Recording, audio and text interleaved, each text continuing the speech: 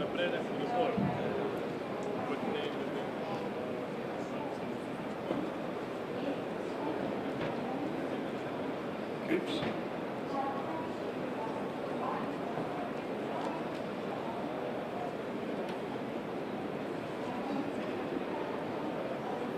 Hello, good morning. My name is Clint McClellan. I'm the president and chair of the Continua Health Alliance, and I work at Qualcomm in the Wireless Health Group. How many of you know about the Continua Health Alliance? Very good. Okay, great. So it's an international alliance of public companies and liaising with public institutions and standards groups. We develop end-to-end guidelines for personal health systems. So guidelines from a sensor, like this SpO2 meter, to a phone gateway, and onwards to an electronic health record system. So our mission is to enable this interconnectivity.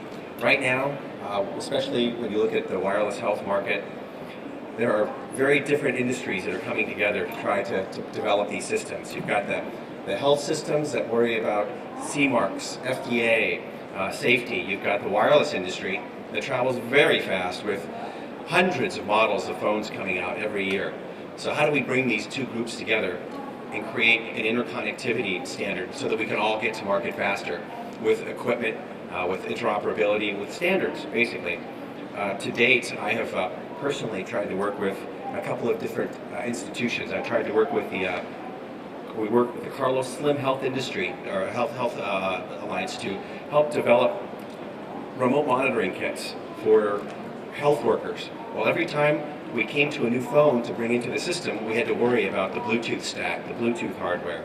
Well, one of the first things Continua did was built a Bluetooth profile that has better security, better pairing, and better privacy.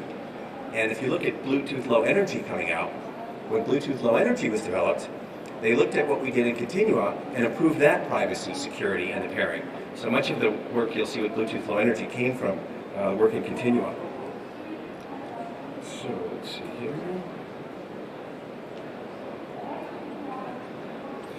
So today, when we talk about a healthcare system, that's really not the correct term. It's really a sick care system. The system is built to take care of you when you're broken. You go in, you've had an event, you get fixed as well as they can, they send you out, and you largely recover on your own. You're out there trying to figure out, trying to remember what the doctor had told you, you're taking your pills, you're doing whatever you need to do. And many times, readmissions are very high because you go out and you're operating blind. The way I look at this is, I know more about my car than I know about me. I get into my car, I have a speedometer, an odometer, I know the amount of gas, I've got a gas gauge. Well, imagine driving a car without a speedometer and without a gas gauge. That's pretty much what we're doing right now. So at Continua, we're trying to help develop and enable third parties to build these types of systems. So we have three main groups, three main segments. Wellness, this is for people like me that are hitting their 40s and you kind of wonder, you want to make sure the heart is you're working out enough, you're exercising enough. That's basic wellness. For example, have any of you heard of the AliveCor ECG scan that goes on a phone? So right now I'm in part of a pilot, and this skin on the standard iPhone will take my ECG and pulse. So I've been part of a pilot, and I've been sending this, it automatically uploads. It goes to a cardiologist at USC, the head of cardiology, and also a cardiologist in Oklahoma. And it's, by the way, this is over at the Qualcomm Wireless Health booth around the corner. This is an example of a wellness kit. So what happened was I was actually in Mumbai this weekend and having a drink with a couple of friends.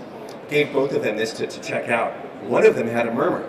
So immediately that night, when these doctors had checked all the ECGs uploaded, they called me and said, go talk to your friend and have him give us a call. So from Mumbai and Oklahoma, while I was off having a drink with some friends, we caught someone who had a serious problem with his heart. So what we think will happen is, as we start connecting with wireless health and the internet, and we all start interconnecting these systems, it will be the network effect that actually helps us all improve health. So soon we'll all be maybe on different Facebook accounts where you have other people that are maybe in their mid-40s like me, and we're all trying to keep in shape and keep fit, learning from each other. I was in Mexico not long ago with the Carlos Slim Health Institute, and we had met some diabetics. We went to interview them to see how we could put glucose meters into their hands and connect them to the internet. And these women could only afford about one glucose strip per week. So what they did was they formed their own little social network, and they watched their weight, they watched their diet, they got their blood pressure down, and they got their glucose levels intact. That's the social network component of it. So wireless makes that even more important. So that's wellness. The other is living independently. So we are all in a sandwich generation. What that means is we're taking care of kids, and we're going to be taking care of parents because they're living longer all over the world. So how can we allow them to live at home longer? The elderly would rather stay at home than end up in a home. So how can we keep them at home? So in Continua, we have developed with Zigbee, another radio, there are motion sensors that have been developed. So you might take an elderly person at home, put motion sensors around the house, and trace patterns. And this is where algorithms come in. So if you have an elderly person that has a certain pattern throughout the day, they're up at 8, they're making tea at 8:30, they're at the couch watching TV at 10:30, you can build algorithms to detect that. And when the patterns go off, perhaps there's an alarm that's sent to you, the child or the loved one. This is where we're going. So there will be one set of sensors for motion to detect activity. This happened to my father not long ago.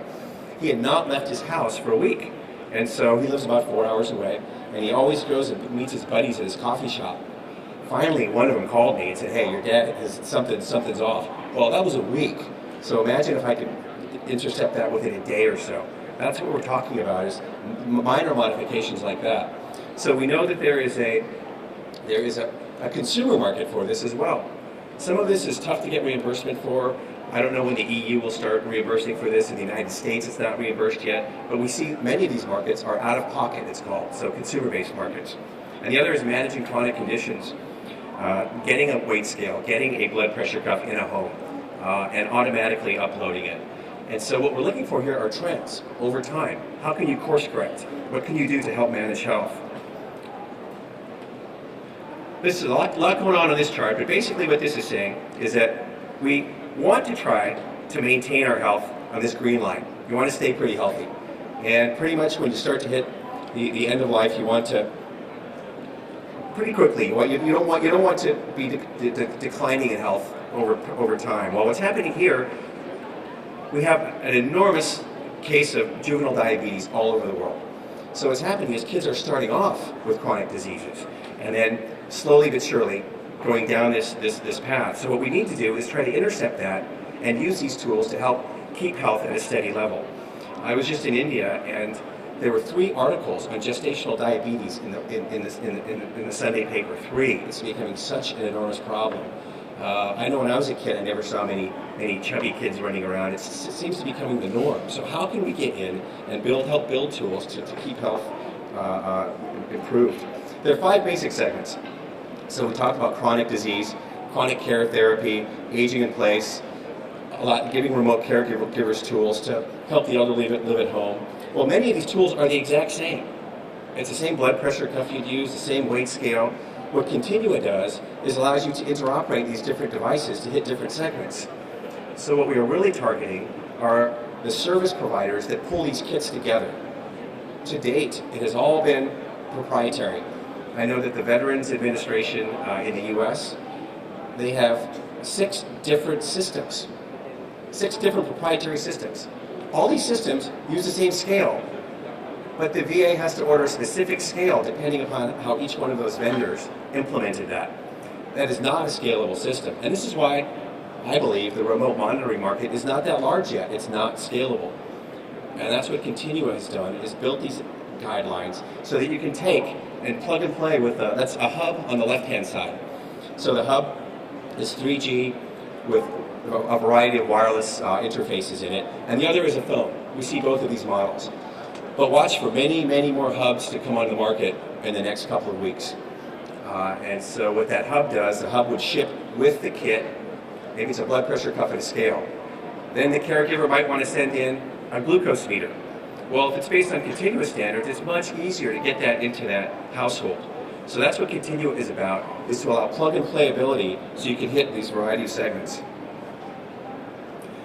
So we don't make standards at Continua. What we do is we help develop, we take off the shelf, let's see here. We take off the shelf standards and find out if they're appropriate and suitable for the application. For example, with Bluetooth, the Bluetooth standard wasn't stable, the pairing wasn't good enough, and the security and privacy wasn't good enough. So we took it out, had a better pairing, better security, and then gave it back to the IEEE. So now it's an open standard that the public can use.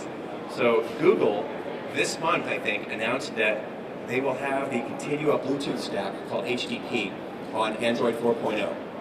And they'll have all of the, what they're called profiles for all of these different medical devices. So application developers can now go to Android 4.0 and begin developing. This is great for Continua, and it's great for the market. As I said before, I was working with the Carlos Slim Health Institute, the NIH, with Apollo Hospitals, and we were using phones and sensors, but every time we swapped a phone out, it was very difficult to integrate, to determine which new phone we could use with those sensors. Sometimes we had to change the sensors. That's without Continua. With Continua, you'll have a smooth roadmap when you use these profiles. So we also added a profile for Zigbee as well. Now, for the internet, we use the basic W3C internet protocols. And also for health record systems, we use HL7 and IHE. So the beauty of Continua is it takes all of these end to end. The IHE, HL7 people probably had never heard about Bluetooth before Continua. The Bluetooth people had probably never heard about IHE and HL7. So this is the one group you can go to get guidelines. So we just implemented our guidelines, issued them about 2 months ago.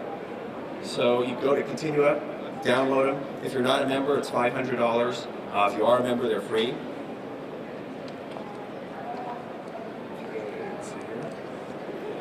And so we also have an HRN interface, a health record network interface, and that ties it back to PHRs and EHRs. So within Continua, what you get as a member, you receive these guidelines, and we're continually working on more. We are working on mobile guidelines right now and cloud guidelines, so that if you have a device that transmits directly to the cloud, we need to have that interface. So that's the next one we're working on. If you stop by the Qualcomm Wireless Health booth, you'll see the world's first glucose meter with a 3G chip in it. The idea there is that every time you take a reading, it goes right to the cloud. The importance of that might be a parent who's scared to death every single day their child goes to school. So now they can actually use web-based tools. So there's an example of a web-based product. And also this ECG reader I just showed you. This goes straight to the cloud as well. And then certification and logo. So this SPO2 meter right here has a Continua logo on it, so that if you're an integrator, if you're developing services, and you choose devices that have these logos, you know that they'll interoperate. And the same goes with hubs and other devices. So also within Continua, we have developer resources, and one of the greatest benefits is that we have reference source code. So when you want to develop a device, we've spent $1 million